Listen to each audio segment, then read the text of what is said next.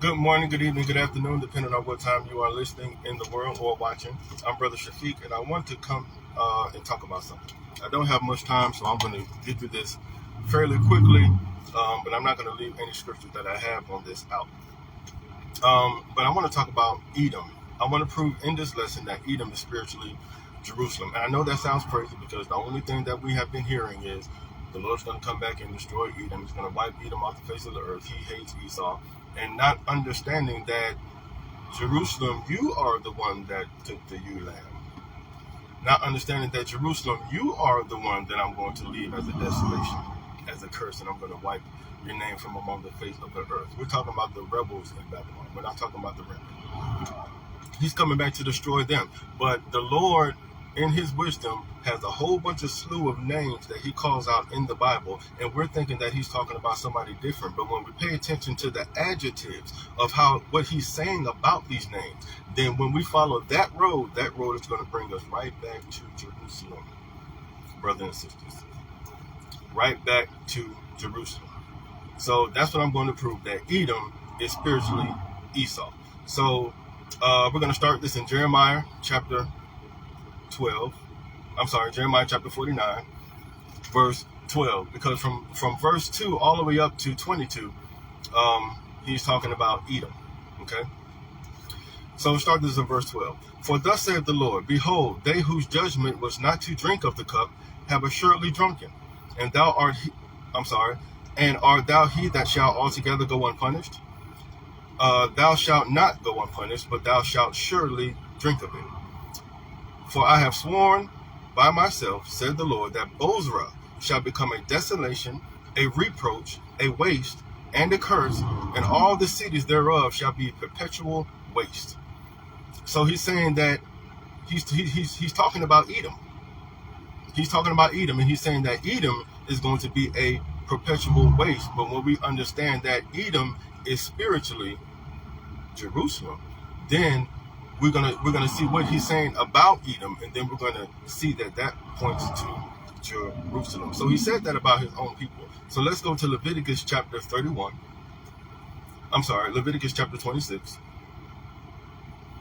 verse 31.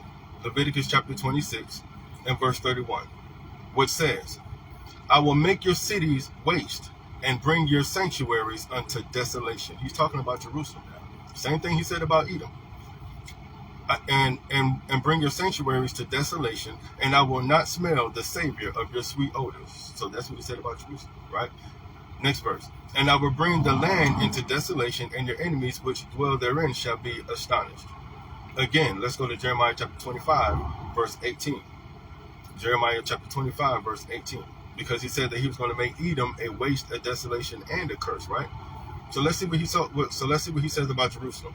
To wit, Jerusalem, and the cities of Judah, and the kings thereof, and the princes thereof, to make them a desolation, and an astonishment, and hissing, and a curse, as it is this day. So look at what he said about Jerusalem, and then look at what he said about Edom. Now you might be asking yourself, well, is he coming back to do two nations the exact same way? No, he's coming back to do one nation. It's just that he's calling that one nation two names. Edom, Jerusalem, spiritually the same. Let's go back to Jeremiah chapter 49, where he's talking about Edom. Jeremiah chapter 49, which he's talking about Edom. And verse 14. I have heard a rumor from the Lord, and an ambassador is sent unto the heathen, saying, gather ye together and come up against her, and rise up to the battle. Verse 15. For lo, I will make thee small among the heathen. So he's saying that to Jerusalem. He's going to make Jerusalem small among the heathen and despised among men. Let's see who he's spiritually talking about. Let's go to Deuteronomy chapter 4, verse 27. Deuteronomy 4 and verse 27, which says, and the Lord shall scatter you among the nations, and ye shall be left few in number among the heathen, whither the Lord shall lead you. See what he said about Edom? Jerusalem? He's going to leave us few in number, scatter us among the heathen. What did we just read about what he's going to do with Edom? He's going to make them small among the heathen. One and the same. Let's go back to Jeremiah chapter 49. and verse 16. Jeremiah chapter 49 and verse 16, which says, thy terribleness hath deceived thee, and the pride of thine heart, She's talking about Edom right here. O thou that dwellest in the clefts of the rock, keep that in mind, that holdest the height of the hill, though thou shouldest make thy nest high as the eagle, I will bring thee down from thence, saith the Lord. So who is he talking about spiritually? Let's go to Isaiah chapter 2 and verse 12. For the day of the Lord of hosts shall be upon everyone that is proud and lofty, and upon everyone that is lifted up, and he shall be brought low. Watch this. And upon all the cedars of Lebanon that are high and lifted up, and upon all the oaks of Bashan. The oaks of Bashan and the cedars of Lebanon are the priests and the prophets of Jerusalem spiritually in the Bible. Verse 14. And upon all the high mountains, and upon all the hills that are lifted up. When you talk about the high mountains, he's talking about his people. Remember, he told Ezekiel, he said, prophesy to the mountains, and say to the mountains, to the rivers, to the valleys, to the plains, right? So he's talking about spiritually his people, just like men in the Bible are spiritually trees. Skip down to verse 21, which says, to go into the cleft of the rock and into the tops of the ragged rocks, for fear of the Lord and for the glory of his majesty when he arises to shake terribly the earth. So this is what he's going to do when he comes back to Jerusalem. But it said the same thing about Edom, though. So again, why is he the same destruction that he's going to bring upon Jerusalem? Why is he going to bring that exact same destruction on Edom? It's because they're one and the same spiritually. And we're thinking that that's another nation that God is going to come back and judge because of all the terrible things that the world has done to us. Not understanding that God is in control of all the terrible things that are done to us. It's just we're not getting that. We're not getting that this is the punishment of God. For some reason we're not. Let's go back to Jeremiah chapter 49, where it's talking about Edom, because that's what I'm proving here, that Edom is spiritually Esau. That Jerusalem is spiritually Edom in the Bible.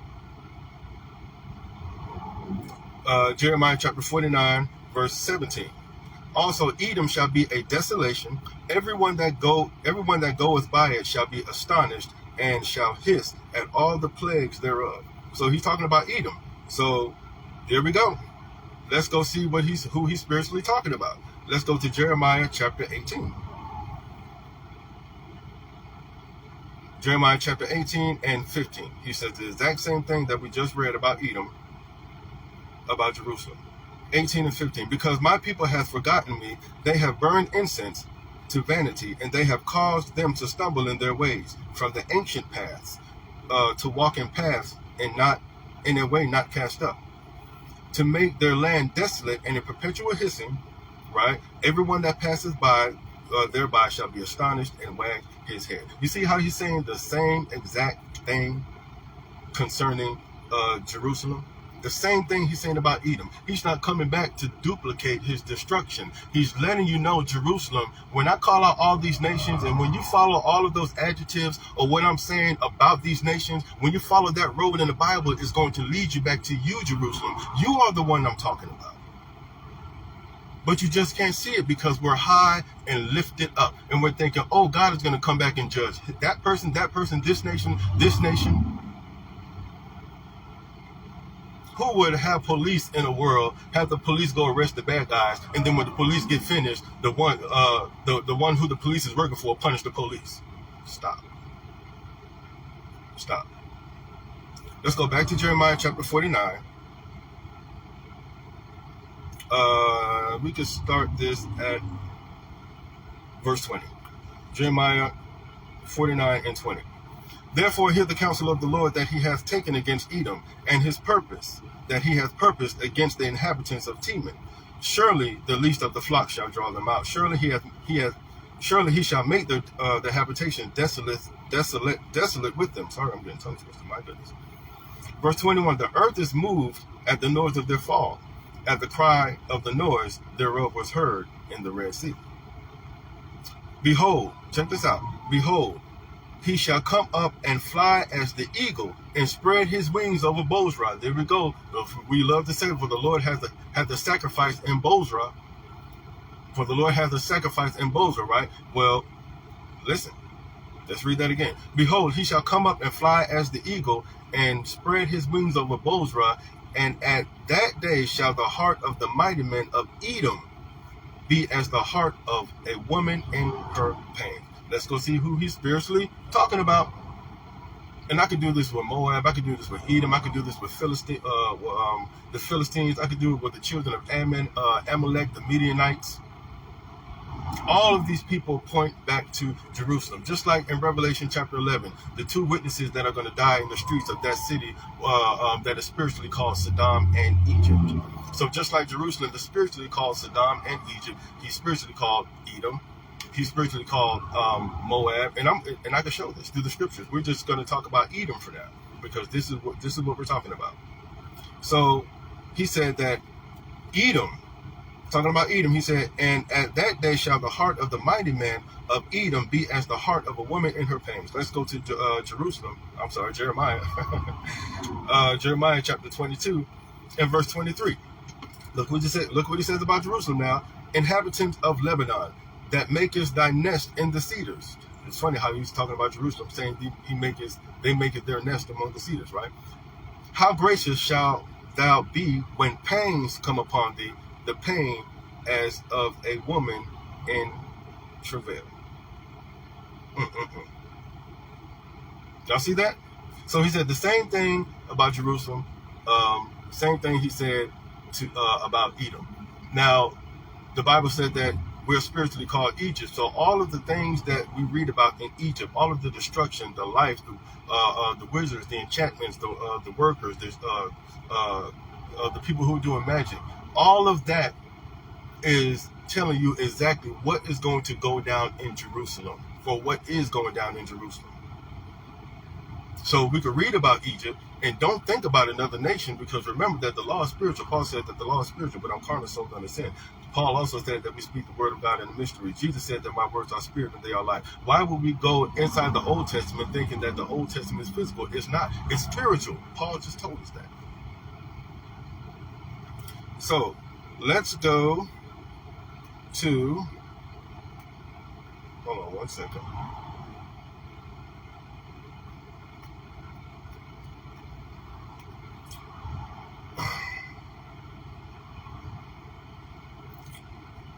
Let's go to Leviticus chapter 3. Leviticus chapter 3. Now, understanding certain things about the peace offering is going to further prove that Edom is spiritually Jerusalem, or vice versa. It doesn't matter. So we're going to intertwine them and bring them together so that you can see beyond the shadow of a doubt that they are one and the same. So let's go to Leviticus chapter 3, verse 1. And if his oblation be a sacrifice of peace offering, if he offer it of the herd, whether it be a male or female, he shall offer it without blemish before the Lord.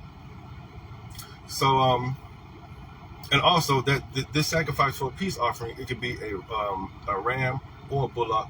It could be male or female. Let's go to Leviticus chapter 9 and verse 4. You don't have to go there. I could just read it, or you can go there. It doesn't matter.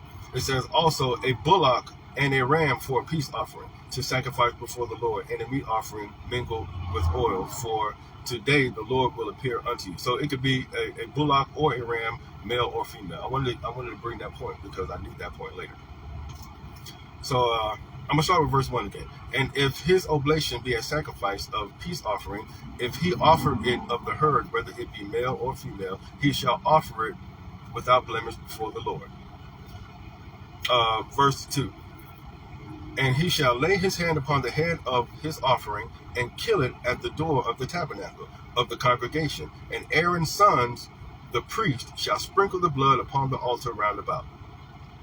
Verse 3. And he shall offer the sacrifice of the peace offering, an offering made by fire unto the Lord. Check this out. The fat that covereth the inwards, and all the fat that is upon the inwards. Verse 4. And the two kidneys, and the fat that is on them, which is by the flank and the caul above the liver with the kidneys, it shall be taken away. Right? Verse 5, and Aaron's son shall burn it on the altar upon the burnt sacrifice, which is upon the wood that is on the fire. It is an offering made by fire of a sweet savor unto the Lord. Verse 7, if he offer a lamb for this offering, then shall he offer it before the Lord. So now we got him offering a ram or a bullock, and now he's saying, if he offer a lamb for this offering, then shall he offer it before the Lord. Skip down to verse 9. And he shall offer the sacrifice of the peace offering, an offering made by fire unto the Lord, the fat thereof, check it out, the fat, right, and the whole rump, it shall be taken off hard by the backbone, and the fat that covereth the inward, and all the fat that is upon the inward. Verse 10, and the 2 kidneys, and the fat that is upon them, which is by the flanks, and the caul above the liver, with the kidneys, it shall be taken away. So he's talking about taking the flanks, he's talking about the kidneys, he's talking about taking the fat away. Remember in Deuteronomy chapter 32 that the Bible said that Jacob waxed fat. And we don't even know, we are the beast. Babylon is the beast. We are the beast. The beasts are the priests. And the prophets are the false prophets that prophesy for the priests. We are that beast that God is going to come back and burn. And he instituted that. He let us know that we are the beast through the animal sacrifice. We don't even know that the beast that they were sacrificing was an emulation of them if they don't get it right, or us if we don't get it right. Let's go to Jeremiah chapter 46. No, I'm sorry. I feel like, I missed one. Leviticus 3 and 12. So we have the lamb, we have the ram, and we have one more. Leviticus chapter 12. And if his offering be a goat, so now we have a goat, a ram, a lamb, and a goat, or a bullock. It could be a ram or a bullock, a goat, right? And then it says, then he shall offer it before the Lord, right? And he's going to offer the goat the same way, right? Taking the fat thereof, taking out the pertinence thereof, taking out the kidneys, right? Now watch this. All of those animals in the Bible, the lamb, the ram, the goat, and the bullock, is what he calls Jerusalem in the Bible. And trust me, I'm going somewhere with this. This is who he calls spiritually Jerusalem in the Bible. Spiritually, we're a lot of things in the Bible. But according to the story, just keeping things in perspective, according to what we're reading, this is who we are in the Bible. Let's go there. Let's go to Jeremiah chapter 20. I'm going to go somewhere with this, trust me. It's not going to be long. Jeremiah chapter 20. Jeremiah chapter 46 and verse 20. Jeremiah 46 and verse 20, which says, Egypt is like a very fair heifer. And just like I said in the beginning, we don't understand that that Egypt is spiritually Jerusalem in the Bible, then we'll read Egypt and we'll think that God is talking about a whole other people. He ain't talking about us. No, he's talking about Egypt. Egypt is like a very fair heifer in the Bible, right? But destruction cometh. It cometh out of the north. So a heifer is a female cow, right? But he said it could be male or female. So it could be a bullock or a heifer. It doesn't matter. So I just wanted to go there just to prove that Jerusalem, which is spiritually Egypt, is spiritually a heifer as well, right? So now let's go to Isaiah chapter 40.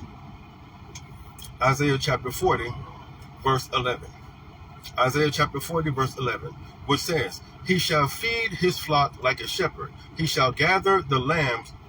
Check this out. He said he's going to gather the lambs with his arm and carry them in his bosom, and shall gently lead those that are with young.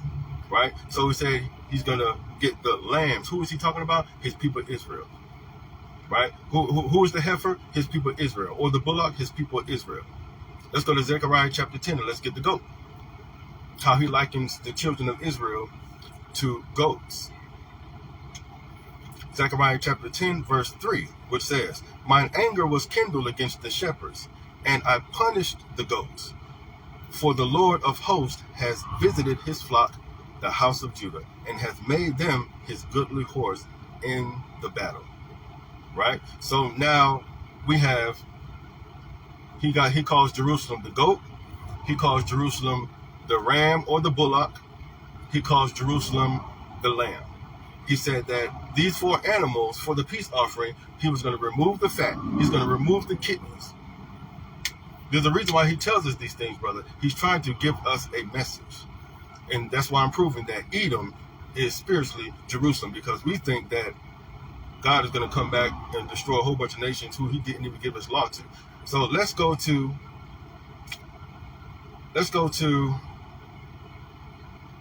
Isaiah chapter 34 now. And let's read this with some understanding. Because we love to say, oh, he's coming back here as a sacrifice in Bozrah, not understanding these little small words that we just skip over because we subconsciously, we know it just don't mean nothing. And those are the big words that give you the big understanding. So Isaiah 34:6. Now let's read this with the mind of the Spirit. The word of the Lord is filled with blood. It is made fat with the fatness and with the blood of lambs. We just read that was Israel. Goats. We just read that was Israel. And with the fat of the kidneys of rams. We just read that was Israel. So guess what else after that? He said, made fat with the kidneys of rams. For the Lord hath a sacrifice in Bozrah and a great slaughter in the land of Idumea. So again, spiritually, Jerusalem is Edom. It's not a separate nation that he's going to come against and spread his wings over this nation and just go around killing a whole bunch of different nations that he never gave his law to in the first place. We like to say, oh, the Lord came to us and he gave us the law, statutes, and commandments. He gave us the oracles, the promises. He gave us the covenants. He gave us all this. And we like to harp on that. But not only knowing that if he did not give a nation that means when there is no law, there is no what? So why is he going to come back and judge another nation for sinning against a commandment that he never gave them? He's going to come back and judge us, Israel. We are the nations that have been described abominable in the Bible. We are all of those nations. And the day, he can't wait until the day that we see that. Until the day that we see that. So, can't bring this up in church. That would be blasphemy. They will kick you out of the church. They will kick you out of the church. I got a little bit more. Where am I at? Let's go to Psalm. Oh Lord. Let's go to Psalm chapter 52. Psalms chapter 52. I'm going to read something.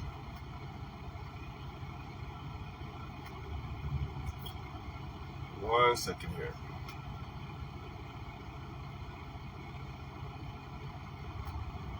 So, Psalms chapter 52 says, to the chief, we're going to start from way at the top, to the chief musician of Maskil, a psalm of David, when Doeg the Edomite came and told Saul and said unto him, David is come to the house of Ahimelech. So Doeg was an Edomite priest that slew a whole bunch of priests of God and was boastful about it. So let's go see what Psalms 52 has to say about this Edomite. Right? Psalms 52 and 1, which says, why boastest thou thyself in mischief, O mighty man? The goodness of God endureth continually.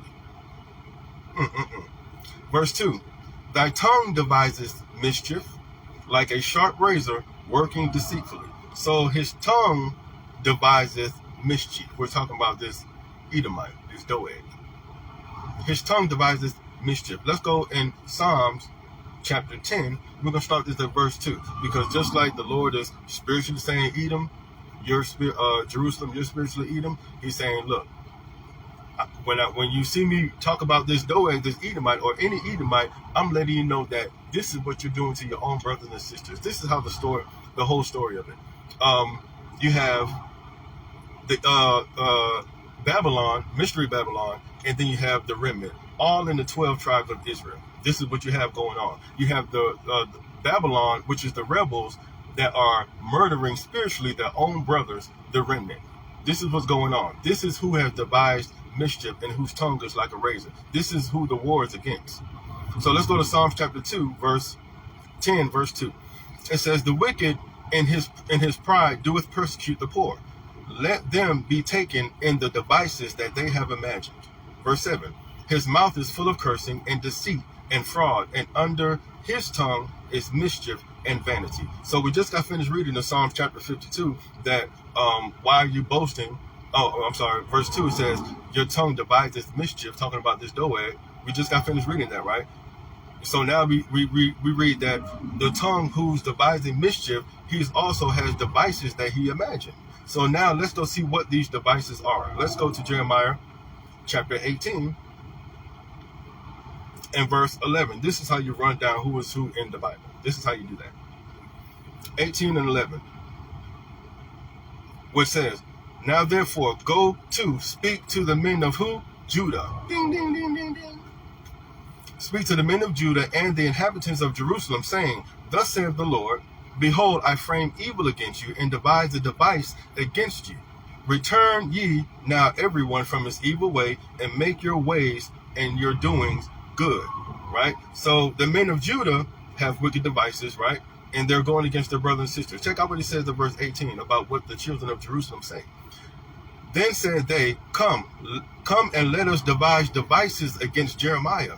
For the Lord shall not perish from the priest, nor counsel from the wise, nor the word from the prophet. Come and let us smite him with the tongue.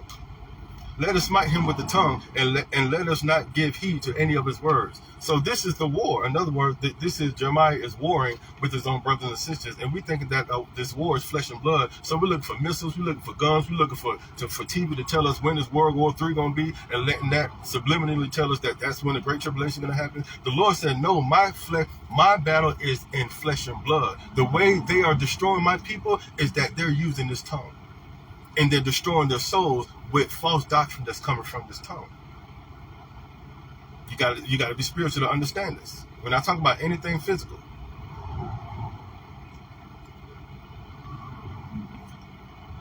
Where am I at? Let's go to Isaiah chapter 32. Isaiah chapter 32. Let's get another witness of that. Remember, this is everything that this Edomite was doing. But when we go follow the trail of this Edomite, we find out that it's talking about one group of people called Jerusalem. The judgmental ones, the accusers of the brethren, as the Bible will put it. Isaiah chapter 32, verse 6. For the vile person will speak villainy, and his heart will work iniquity. To practice hypocrisy. I forgot I had a Gatorade. To practice hypocrisy and to utter error against the Lord, to make empty the soul of the hungry, and he will cause the drink of the thirsty to fail. Check out what he says in verse 7. The instruments also of the sure are evil. He deviseth wicked devices to destroy the poor with lying words, even when the needy speaketh right. So again, how is these group of men spiritually going amongst the land and making it desolate, destroying it? He's destroying it with words. I know that sounds crazy, but God's wisdom is not man's wisdom. God's wisdom is so silent that even when he wars, you can't hear it. You can't hear it. So it said also a sharp razor working deceitfully. Right? Let's go read that again. It says, Psalms 52 and 2, it says, thy tongue deviseth mischief. We're talking about Edom now, this Edomite. Like a sharp sword working deceitfully. So it says like a sharp sword working deceitfully. Let's go to Psalms chapter 25 and 18, which says, a man that beareth false witness against his neighbor is a maul and a sword and a sharp arrow. Right? Keep that in mind. Let's go to Psalms chapter 120, verse 1. Psalms chapter 120, verse 1, which says, in my distress I cried unto the Lord, and he heard me. Deliver my soul, O Lord, from lying lips and from a deceitful tongue. What shall be given unto thee, or what shall be done unto thee, thou false tongue? Sharp arrows of the mighty with coals of juniper. Who has the arrows? Who has the sharp tongue? It's Judah and Jerusalem. That's who have the devices, right? And they're using their devices against the prophets that the Lord is sending to Jerusalem. This is how they're killing the prophets. They're killing them with the tongue. And we can't even see that we are in the biggest war ever because we can't see the war with these physical eyes. The Lord, the whole time, he's trying to tell you, look, stop trusting in these physical eyes. Use your head. Use the eyes that are inside of your head. That's who we need to trust in. That's what we need to see with. These eyes are just going to help us get to work and function in this world. But these eyes, they help us see something else called the Spirit. Psalms chapter 64, verse 2 through 4. Remember, we're talking about Doeg, this Edomite. But why are we always coming up on Jerusalem, though? That's the way God laid the path for us to find out who he really is talking about in the Bible, besides naming all these different names. Who's under the name? It's Jerusalem. Psalm 64, verse 2. Hide me from the secret counsel of the wicked, from the insurrection of the workers of iniquity, who whet their tongue like a sword. Whet here is spelled W-H-E-T, not W-E-T. So whet means to sharpen. So in other words, who sharpen their tongues like a sword, and bend their bows to shoot their arrows, even bitter words. Again, the sword, the arrows. We're not talking about physical swords and physical arrows. We're talking about, again, words that's coming from this tongue that somehow man can't seem to control. And this is why the mouths of Jerusalem must be stopped. The mouths of the priest of the prophet of Jerusalem must be stopped. So let's go back to Psalm chapter 52. He says about this Edomite Doeg, he says, thou lovest evil more than good, and lying rather than to speak righteousness. Selah. Let's go to Micah chapter 3 and verse 1. Micah chapter 3, verse 1. Let's see what he says about Doeg, or the children of Israel, one and the same. And I said, hear, I pray you, O heads of Jacob, and ye princes of the house of Israel. So that's what we're talking about, the heads of Jacob and the houses of Israel. Is it not for you to know judgment? Verse 2, who hate the good and love the evil, right? Didn't we just read that about this Doeg? How he hates good and love evil? Who pluck off their skin from off them and their flesh from off their bones. Said the same thing about his own people, Jacob. It is you, Jerusalem, not some other nation that I'm coming to judge. How can we say that judgment starts in the house of Israel, but when we read the Bible, we always try to make judgment start with somebody else first? It is Jacob's trouble, not Rome's trouble, not America's trouble, ain't nobody else's trouble but ours, brothers and sisters. That's why I said Jacob's trouble. Oh, no, you're coming back to get Rome. All right, let's go back to Psalms chapter 52. Psalms chapter 52. It's talking about Doeg, the Edomite. Thou lovest all devouring words, O thou deceitful tongue. Thou lovest all devouring words, O thou deceitful tongue. Let's go to Mark chapter 12. Verse 38, let's see who this Doeg is really talking about. Oh, let's see who God is talking about, who is spiritually Doeg in the Bible. Mark chapter 12, verse 38, start with 38. And he said unto them in his doctrine, beware of the scribes, which love to go in long clothing, and love salutations in the marketplaces, and the chief seats in the synagogues, and the uppermost rooms at the feast, which devour widows' houses, and for a pretense make long prayers, these shall receive the greater damnation. Now, when we read this, being so carnally minded, we thinking, a whole bunch of priests come knocking on some widow door, and they're going in there lifting up their hands praying, and they really want some money or something. I'm not saying that doesn't happen, but what I am saying is that's not what this is talking about. Because a spiritually minded man knows that we are the houses. It's not a physical building. We are the houses. Feast of Tabernacles. We are the tabernacle. We are the temple of the Lord. The temple of the Lord is in here. But how in the world do they devour houses, though? Let's go to Jeremiah chapter 5. So what I'm doing, comparing Jerusalem to Edom, and proving that they're one and the same spiritually. Wherefore thus said Jeremiah chapter 5, verse 14. Wherefore thus saith the Lord God of hosts, because ye speak this word bold, I will make my words in thy mouth fire, and this people wood, and it shall devour them.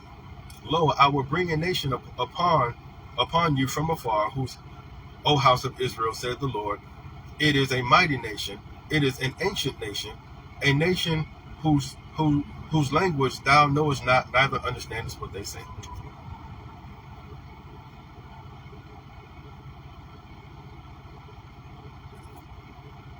Let's go back to, how long ago, man?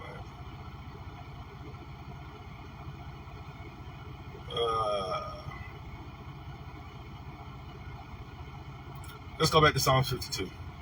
I think I messed up somewhere. I deleted something. But anyway, my point is that we are the houses, and what devours houses is words of fire, brothers and sisters. That was my point. This is the whole reason why he said that they devour houses. They devour houses with the tongue. We just read that the tongues are the sharp arrows. It's bitter words, right? So what is it? It's wine. It's false doctrine. It's lies. It's bitter words. This is how they are devouring their own brothers and sisters. But on the flip side, they actually think that they're doing the Lord's service. But really, they're murdering. Let's go back to Psalms 52, verse 5. He shall likewise destroy thee forever. He shall take thee away and pluck thee out of thy dwelling places, and root thee out of the land of the living. This is what he's talking about. He's gonna do to Doeg the Edomite. He's going to root him out of the land of the living. He's going to pluck him up out of the land, right? Let's go to Jeremiah chapter 12 and verse 10. Jeremiah chapter 12 and verse 10, which says, many passions have destroyed my vineyard. They have trodden my portion underfoot. They have made my pleasant portion a desolate wilderness. They have made it desolate, and being desolate, it mourneth unto me. The whole land is made desolate, because no man layeth the heart. This saith the Lord against all mine evil neighbors that touch the inheritance which I have caused my people Israel to inherit. Check out what he said. Behold, I will pluck them out of their land, and pluck them out of pluck out the house of Judah from among them. Same thing he said that he was going to do to Edom, brothers and sisters. Let's go back to Psalms chapter 52, verse 6. The righteous also shall see. He's still talking about this. Well, I think he's done talking about the Edomite, because then it's about to flip the script. Let me see. Oh, no. We got more. My goodness, we got more. Okay, yeah, let's go back to Psalms 52. And let's see what else he says. Verse 6. And the righteous also shall see and fear, and shall laugh at him. Lo, this is the man that made not God his strength, but trusted in the abundance of his riches, and strengthened himself in his wickedness. Hold on. Let's go to Isaiah chapter 33. No, I'm sorry. Let's go to Proverbs chapter 2, verse 3. Proverbs chapter 2, verse 3. So how did Egypt, or how did Jerusalem gather much riches among themselves? Because we're physically poor, but we have gathered spiritually riches among ourselves, and namely talking about the priests and the prophets.